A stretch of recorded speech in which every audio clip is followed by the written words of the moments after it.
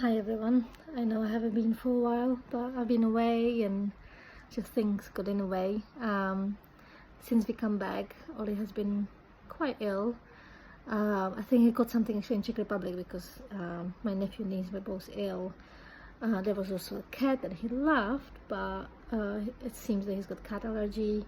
Then there was a flight back, and it's a long journey. It's kind of all-day thing. We came home quite late, about 10:30. By the time we got to bed, it was almost midnight. So he had disrupted sleep. And the next morning he woke up completely knackered with a temperature, throwing up phlegm, and just been really poorly and not himself because of the heat that his body produces. His eczema gets worse, that frustrates him.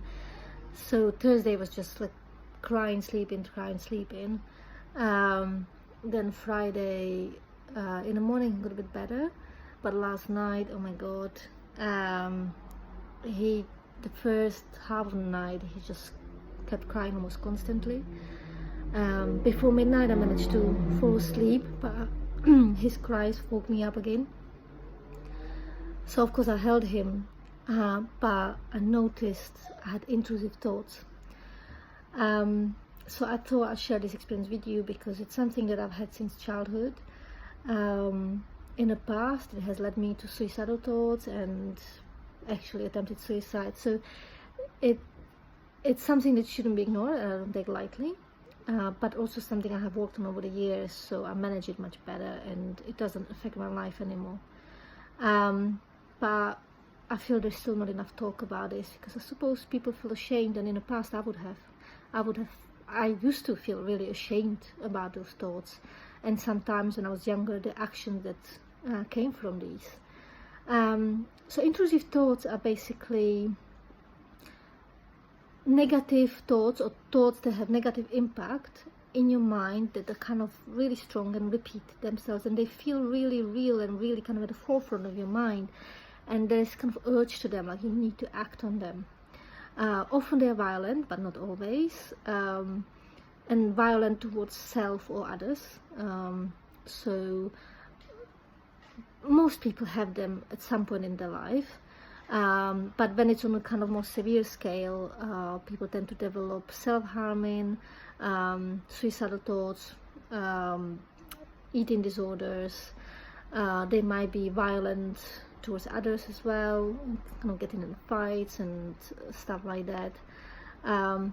But also it can lead to really severe issues like paranoia, schizophrenia, suicide, murder, psychosis, psychotic episodes. It's more common for people with PTSD or PND, which is often a result of PTSD from birth or other traumatic experiences. So if you've experienced trauma in your life, and if you're alive, you likely have, that has affected you quite strongly, and you have some form of PTSD, whether you were diagnosed or not. Intrusive thoughts might be part of your life, and as I said, most people don't talk about it. There's a lot of shame around it because people feel that because they have in those thoughts, they are bad people. I used to feel like that. I used to feel really bad. I thought I was a horrible person for having these thoughts. I've been having them since childhood. They started with when my brother was born, when I had thoughts about hurting him. Later was about hurting my parents, especially my dad, because I had a really bad relationship with him. Like I was planning the murder of my dad, basically. Those thoughts were really powerful, really strong. Then it kind of turned towards me. That's why I became suicidal. Then it turned into eating disorder, and it just was with me most of my life. But thanks to therapy and mindfulness practice, and I managed to manage it to such level that it doesn't really happen anymore as much. Mindfulness is something that you need to practice a lot when you feel well, to be able to use it when you don't, because it's a resource that needs to be kind of automatic. It needs to really come to you immediately. and if you don't practice it in everyday life, that's unlikely to happen in emergency. Imagine like soldiers, you know, practicing to be able to fight, so when they fight or flight response is on, they're able to just go straight to what they learn in training instead of having to think and remember. So definitely would recommend mindfulness. Therapy helped me a lot because it helped me to deal with my PTSD, it helped me to deal with my depression and anxiety and all that, gave me tools to manage all this, so I'm less likely to get the intrusive thoughts. The intrusive thoughts are basically, as a therapist now I have a better understanding of it, that it's part of you that is trying to protect you. It's trying to protect you from potential pain. Unfortunately, it's doing it quite ineffectively and inappropriately, and it just can go so wrong. And as I said, you know, it can end up with psychotic episodes. So the first step is notice that you're having those thoughts. So realize that you are having the thoughts. It's, you know, you are not your thoughts. This is not your identity. Having bad thoughts doesn't mean you're a bad person. Okay, everyone has them at some point in their life, and it's okay. It's normal. It's when you identify with the thoughts, when you believe them, then you become them and you start acting on them, and that becomes problematic. So don't judge having those thoughts. It's okay. Noticing them, accepting that it's part of you that's producing them, and that's okay too. And then realize that that part is having good intention. It's trying to protect you from pain. It's just doing it really clumsily. Once you have all that understanding, it's easier. I mean, this happens in seconds, you know, and you can actually, thinking about it when you're feeling well can prepare you for the moments when it happens. So you have all this logic already out of the way.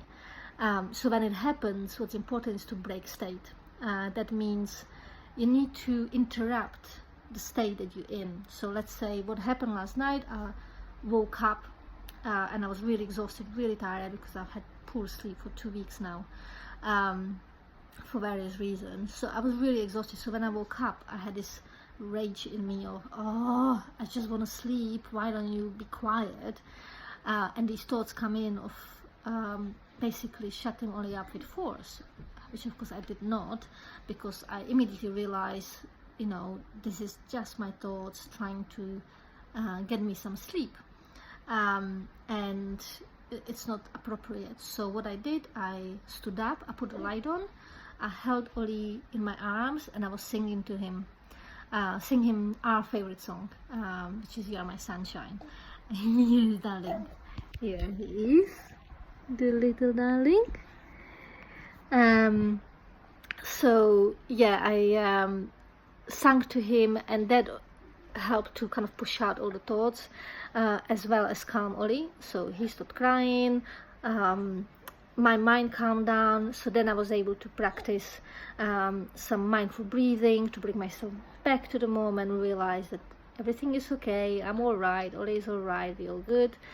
And then I was able to go back to bed, fed him to sleep, and actually the rest of the night was much calmer. He still woke up a few times, and still was crying, but those thoughts didn't come back.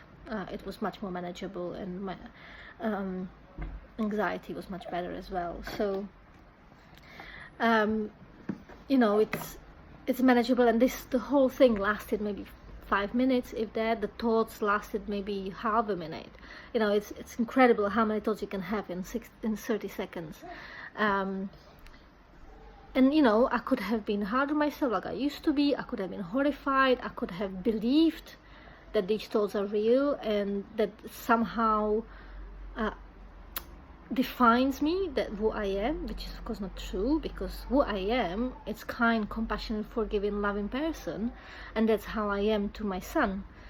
And just because these thoughts come due to my past, that doesn't mean I'm a bad person, and I'm refusing to be ashamed about it. And that's why I'm recording it, because I feel I've seen some of these videos on this subject before, and they really helped me. It helped me to feel normal, helping to feel okay, and helped me to let go of that shame.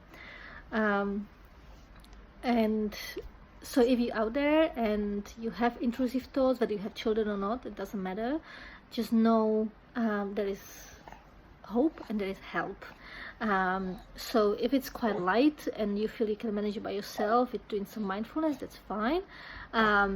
But if you feel you struggle on your own, I really recommend you reach out to a professional and have some professional help with it, because you don't have to live like this. It's not pleasant, it's draining, it's scary sometimes, because they can be, for me especially, quite violent and horrific. And really the last time I experienced this, before last night, was when I was about 2 weeks postpartum, when I was again sleep deprived and exhausted. So it's pretty common. It's something that we can do something about, especially the sooner you get to it, the better, you know, before you start believing it's you, because once you identify that yourself with those thoughts, it's much harder to untangle it. Not impossible, but much harder. And you know, sometimes medication might be needed to help you through the initial phases, but hopefully that's not going to be necessary. So it's okay, and seek help. And you know, this post is not cause for concern, but for celebration, because I feel so proud that I've managed. I feel so empowered and more confident that I'll be able to manage this in the future. And actually I feel that it might not ever happen, because it feels somehow conquered. And if it does, it's okay, because now I know what to do with it, and I know I can deal with it on my own. And of course I will run this through my with my therapist to make sure that, you know, there is no residual issues, and that I'm not just in denial and borrowing it. So yeah, hey baby, what are you doing? So this is it on intrusive thoughts. Seek help if you need, and mindfulness is the answer.